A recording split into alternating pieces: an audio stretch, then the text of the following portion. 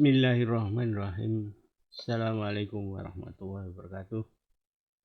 Mari kita mempelajari sejarah Islam lagi. Kali ini kita akan melihat bagaimana perkembangan dinasti Turki Utsmani. Setelah berdirinya kekuasaan Turki Utsmani pada tahun 1300 dan Utsman sebagai pendiri dan penguasa pertamanya, maka wilayahnya dikembangkan ke segala arah.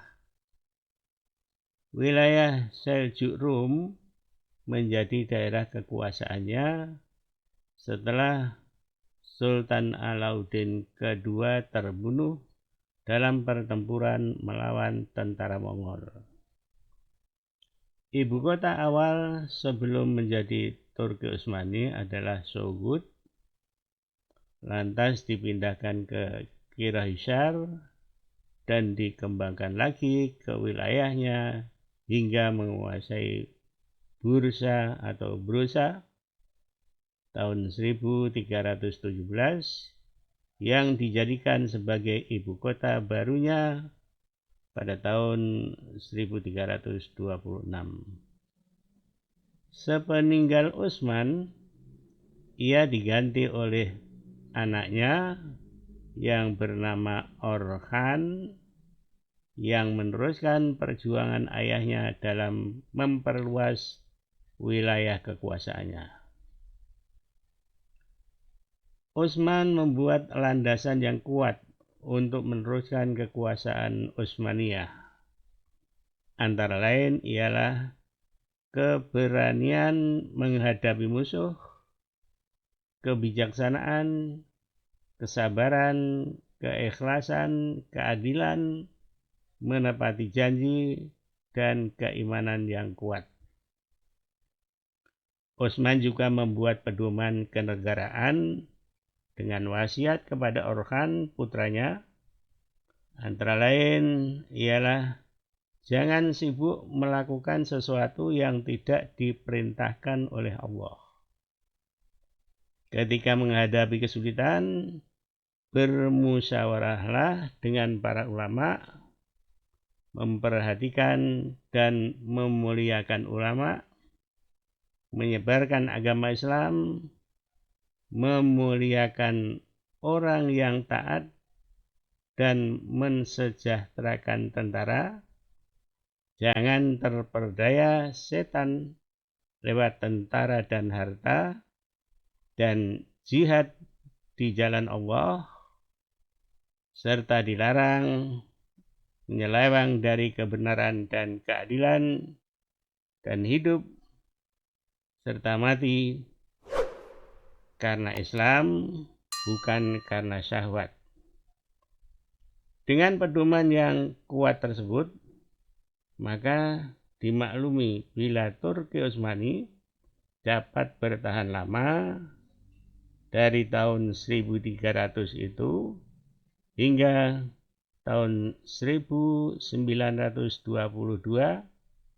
atau 1924, jadi lebih dari 600 tahun berdirinya Turki Utsmani ini. Orhan sebagai pengganti Utsman membentuk pasukan infanteri elit baru yang dinamakan Yenisseris atau Al-Inkisyariyah. Pasukan ini terdiri dari para kaum muslimin yang baru masuk Islam, termasuk anak-anak dari kaum Kristen yang orang tuanya meninggal karena peperangan. Selanjutnya, ia menguasai wilayah Turkeman, menundukkan kota Nyasha atau Iznik pada tahun 1331, kemudian juga menaklukkan Nikomedia atau Izmit pada tahun 1337, menundukkan juga Skutari atau Uskudar tahun 1338, Orhan juga mendudukkan Karazi pada tahun 1345 dan dapat mencapai Laut Marmara setelah mengontrol wilayah antara Teluk Edremit dan Sizerus. Ia dinikahkan dengan Theodora, anak John Cantacuzene, seorang wali petinggi Bizantium yang masih belum cukup umur, dengan maksud ingin meminta bantuan Orhan untuk menguasai Bizantium yang sedang di dalam perang saudara untuk memperebutkan pemimpin yang tertinggi atau Kaisar Bizantium. Cantacuzene juga bertindak sebagai penasihat Kaisar Bizantium, yaitu Andronikos III yang wafat tahun 1338 dan ayah Palaiologos. Perang saudara terjadi antara John Palaiologos sebagai Kaisar Bizantium yang baru setelah ia menginjak dewasa melawan Cantacuzene yang juga mertua dari Palaiologos. Dengan bantuan Orhan, maka Cantacuzene memenangkan peperangan sehingga naiklah ia sebagai Kaisar Bizantium. Sebagai hadiah bagi Orhan, maka ia mendapat wilayah Gallipoli yang berada di daratan Eropa.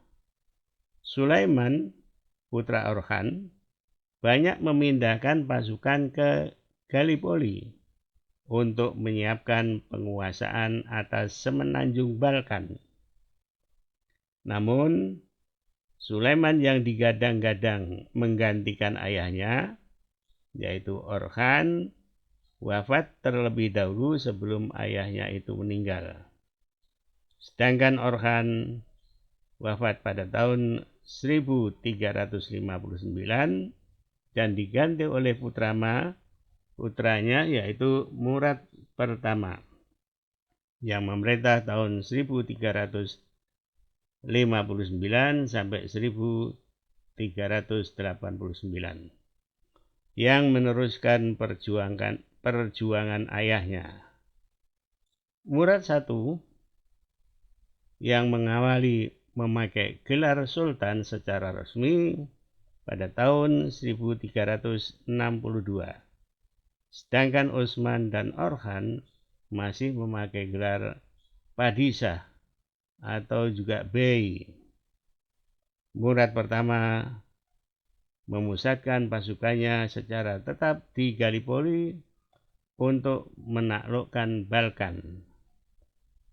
Ia dapat menaklukkan Adrianople di daratan Eropa tahun 1361, yaitu kota kedua terbesar setelah Konstantinopel, ibu kota Bizantium, dan diganti namanya menjadi Edirne, serta dijadikan ibu kota Turki Utsmani setelah sebelumnya berada di Bursa.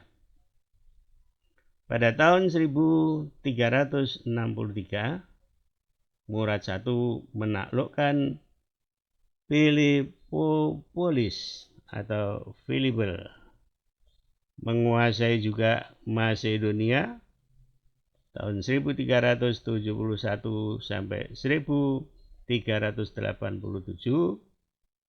menguasai Bulgaria Tengah termasuk Monatsir, dikuasai tahun 1382, Sofia dikuasai tahun 1385, dan Nice dikuasai tahun 1386. Serbia dikuasainya juga dalam pertempuran di Kosovo yang dimenangkan oleh pasukan Utsmani. Pimpinan Murad pertama itu pada tahun 1389. Namun Murad pertama ini terbunuh oleh tentara musuh yang pura-pura mati, lalu menikamnya ketika ia sedang menginspeksi pasukannya yang baru menang dalam peperangan yang gemilang. Akhirnya Murad pertama diganti oleh putranya, yaitu Yazid pertama. Kita lihat ini gambar-gambar dari Orkhan. Orkhan ini gambarnya seperti ini. Jelas ini adalah suatu lukisan ya, yang dulu belum ada foto. Orkhan pertama memerintah tahun 1324 sampai 1359. Kemudian kita lihat Murad pertama memerintah tahun 1359 sampai 1389.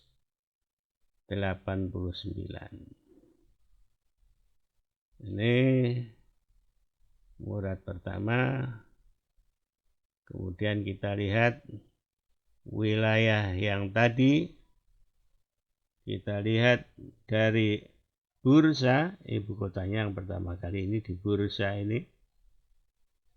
Kemudian menguasai Edirne. Nah, Edirne itu di sini. Kalau ini Istanbul, kemudian ini Edirne.